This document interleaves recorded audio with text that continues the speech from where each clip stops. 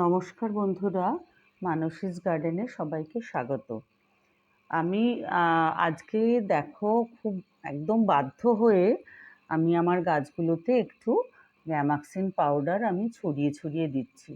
কারণ আমার 2টো করলা গাছ, একটা উচ্ছে গাছ আছে, তাতে এত এত ফলন হচ্ছে, কিন্তু প্রত্যেকটাতেই পোকা হচ্ছে। মানে একদমই খেতে পারছি না। যার জন্য আমি এতদিন ধরে এর আগে ছাই দিয়েছি আমি। অনেক ছাই আমি ওপর থেকে ছাদের উপর থেকেও ছড়িয়ে দিয়েছি বা নিচ থেকেও ছুঁড়ে, ছুঁড়ে দিয়েছি। তো এছাড়া আমি অ্যা আ সাবান জলও দিয়েছি, অনেক সময় স্প্রে করেছি। কিন্তু আজকে আমি একদম বাধ্য হয়ে, মানে আমার এত মন খারাপ হচ্ছে যে আমি কোনোদিন কেমিক্যাল কিছু ইউজ করি না গাছে। আজকে কিন্তু আমি একটু গ্যামাক্সিন দিলাম।